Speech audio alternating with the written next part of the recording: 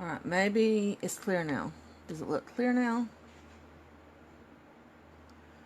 Oh my goodness gracious, I think it may be clear.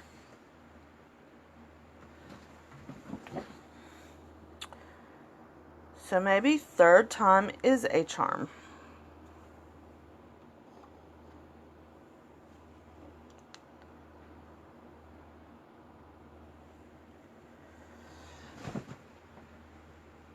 Oh, thank you, thank you. It's clear. It is clear. This is Algebra 1, 6th and 7th periods. I've been trying for 22 minutes to get this video going. I had Wi-Fi issues, and I think it's clear now.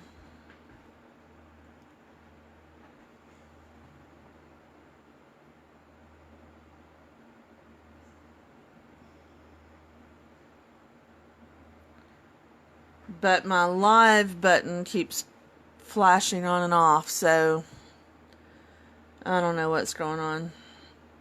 I'm gonna go ahead and start teaching. Maybe the video will work, then I'll upload it to YouTube. Alright, 6th and 7th period Algebra 1 classes. We've been doing quadratic functions. We've been looking at their graphs. By now you should know that a graph of a quadratic function is called a parabola. They look like U's. They can either be open up or open down.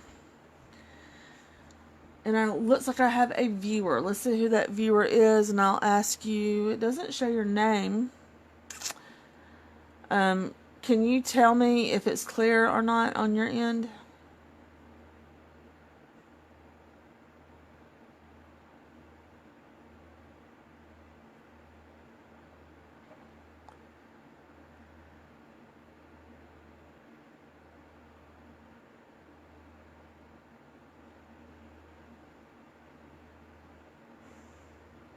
Okay, it's Melissa. Alright, so maybe it's working now. Hey, Melissa. Or Andrew, whichever one. I've been trying forever to get this going, and I think it's clear finally. I'm glad that you're watching live. This is not a hard lesson, but it's important that I know that you understand it as we go. And your comments are going to be delayed, but let me know before we leave the video if you don't understand something. Alright, we've been working with quadratic functions and looking at their graphs. We learned about the parabolas. That's the name of the graphs. And what we're going to look at today, the lesson that you do in IXL is all about matching the equation to the graph that they show you. And you just have to drag the equation to the graph and then submit it. So you don't actually have to do any work as long as you know a few key points that we're about to go over. So if you'll look at this, our goal is to match a quadratic function to its graph.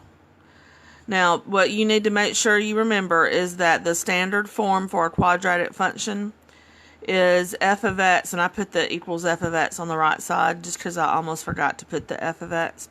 But in your equations, it's going to start out with f of x. F of x equals ax squared plus bx plus c. We've already gone over the standard form. And what you need to know that's going to help you today, an easy way to match the graphs, is to look at the a that's in front of x squared. If that a right here, if a is positive, then the graph is going to open up like this one. So anytime that this number in front of x squared is positive, look for a graph that opens up. If that is a negative sign in front of the x squared, if you have a negative number, if a is negative, the graph opens down like this one. It'll be turned down. So that's one thing that will really be beneficial to you when you're matching your graphs. You don't have to do any work. You can just look to see if one's positive or if one's negative in front of the x squared. Another thing that's going to help you is the c. And the c, look back up here to your standard form, ax squared plus bx plus c. That C at the end right there is your y-intercept. That number is where your graph is going to be crossing the y-axis. So like, look back to this third point right here. The C is the y-intercept. So see this number at the end that doesn't have an x with it, the 1? That's where your graph is supposed to be going on the y-axis. And you can see this graph crosses that at 1. Alright, so that's something that's going to help you when you're matching your graphs. One more thing. Let me slide this up to make sure you can see it. Now later on, in fact, I believe it's going to be one of our next lessons coming up. You're going to learn how to factor quadratic equations. But if they're in factored form already, like this one, you just look inside your parentheses and take the opposite sign, and that number is where your graph crosses the x-axis. These are your x-intercepts. So like, because this is a -1 in the parentheses, your x-intercept is a +1. And you're going to have an x-intercept that's a +2. So look at this graph, +1, and I'm counting on here by ones, but my graph is off a little bit. That's supposed to be at 1, and that's supposed to be at 2. So you look for your graph where that crosses on the x-axis by the opposite of those numbers that are in the parentheses. So the x-intercepts are +1 and +2, so your graph goes through +1 and +2 on the x-axis. So these 4 points, the positive turning up, the negative turning down, the C at the end is where your graph crosses the y-axis. The numbers in the parentheses, the opposite signs, that's where your graph crosses the x-axis. That's basically all you have to know. But now we're going to do some examples to show you how that works. It's hard to show examples with this lesson because to kind of match up with what IXL's doing, because you just have to, like I said, drag the equation to the graph and then submit it. And here we're going to actually have to draw lines to match them.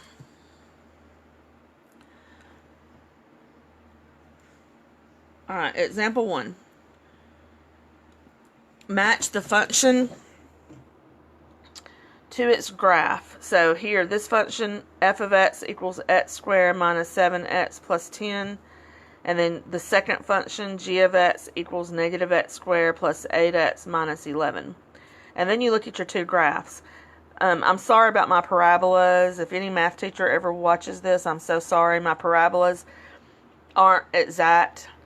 They're just sketches and they don't look good. I'm sorry. But it's going to get my point across. What you can look at here, notice one graph's turned up and one's turned down. So the one that's turned up has to have a positive in front. The one that's turned down has to have a negative in front.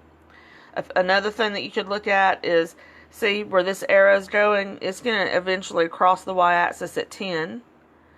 This graph, if you look where it's going, it's going to eventually cross the y-axis at negative 11. So that's a few things that you look for. But all you have to look for in this one is that the negative goes with the one turned down, the positive goes with the one turned up.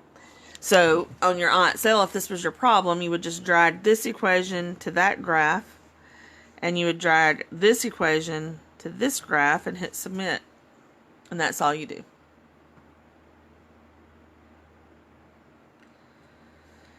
Alright, on example 2.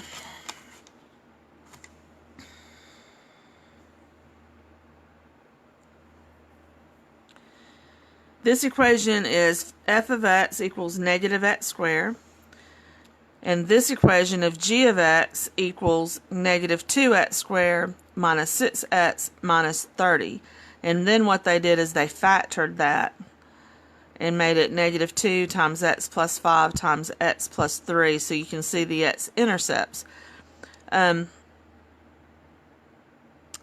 And that's not really going to be, you don't really have to have the x-intercepts in this problem to tell which graph matches which one. Because this equation right here is just y equals negative x squared. There is no c. And if there is no c at the end, if there is no number, like up here 10 was at the end, if there is no number at the end, that means your y-intercept is 0. And if the y-intercept is 0, then you look for the one that's crossing at the origin. So this graph matches this. Now, if you didn't recognize that to begin with, then you would look at where this graph crosses the x-axis. It crosses at negative, and I counted by twos. This is like 2, 4, 6, 8. So this crosses at -3 and -5. And you can see that in the parentheses you have 5 and 3. And remember, you take the opposite signs. And that shows you that this graph crosses in the right spot that matches those x-intercepts.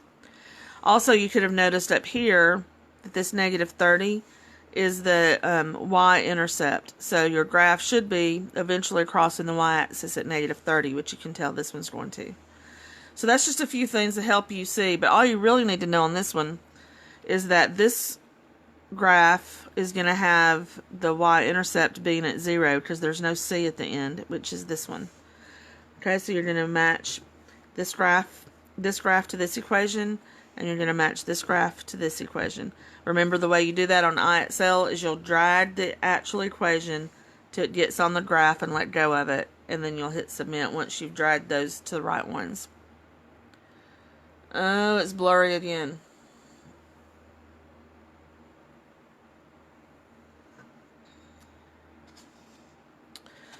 Okay, I'm going to turn this page over and see if it gets clearer.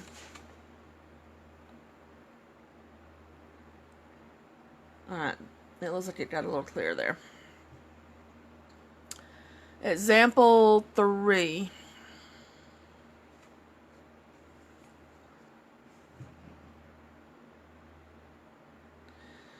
Alright, look at example 3. I wrote my two equations up and down instead of side to side. I didn't have enough room. So here we have f of x equals 2x squared plus 20x plus 50. That means the y-intercept is 50. And the number in front is positive. Well, that's the number in front being positive isn't going to help you because both of these are turned up. But if you look at your second equation, g of x equals x squared plus 3. So just look at that 3, and then look at a graph and see if you see a graph that goes through 3 on the y-axis. Well, this one doesn't go through 3 on the y-axis. That one's going to end up going through 50. This one goes through 3 on the y-axis. 1, 2, 3. So this graph, this equation matches this graph. This top equation matches this one. And you can tell that all from the y-intercept at the end here is 50, which means this graph is going to eventually go to 50. The number at the end of this one is 3, which means it goes through 3 on the y-axis.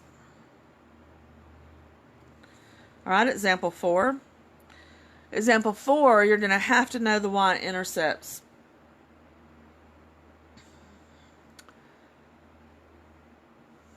I think those are in view, yeah. On the top equation, f of x equals 2x squared minus 30x plus 108. The y-intercept is 108. Well, when you look at these two, you can't really tell which one of those is going to be going to 108.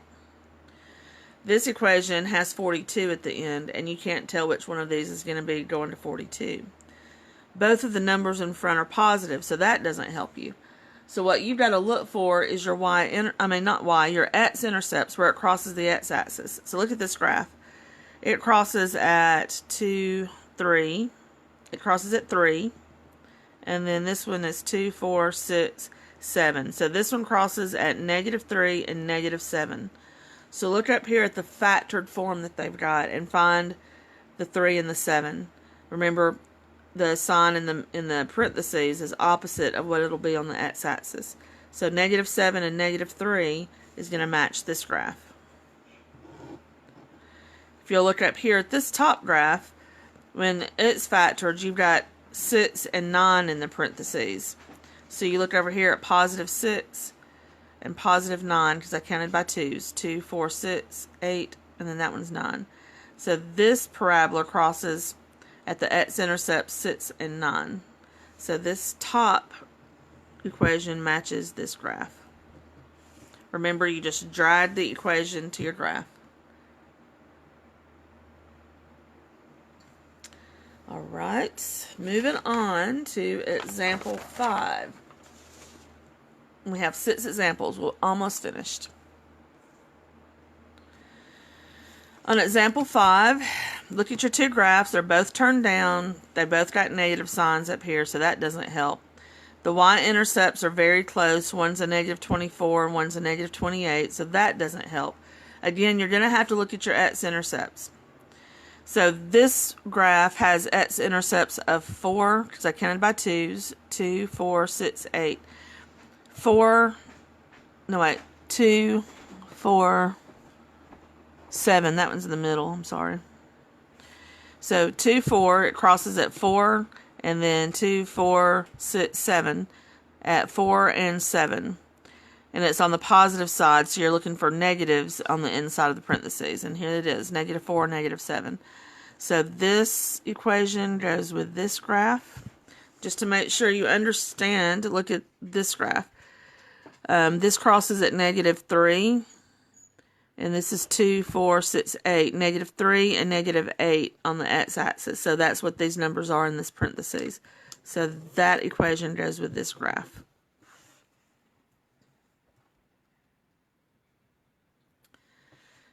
And the last one, example 6.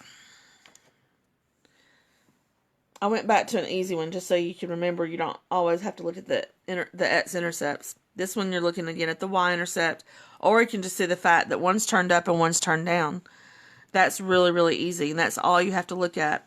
This graph is turned down, and this equation has a negative in front of x squared, so they go together. This is turned up, and this equation has a positive in front, so they go together. And that's all there is to that lesson. I hope you understand it, and I hope you do your work. Your assignment is IXL Algebra 1, BB13. That's BB13. Let's just get a smart score on this one of 80. I believe this one will be easy. I think they may give you 4 graphs to choose from once you get up to 80. I still think it would be easy for you to try to get 100 on this to get some bonus points. Some of you are very close to like having the next letter grade, like either moving up from a C to a B or from a B to an A. So if you do bonus points, it's going to help you go up. All right, y'all take care. I'm going to get your assignment on Teams, and I forgot to put your assignment on Teams Tuesday, so I've got to do that too. Take care. Have a good weekend.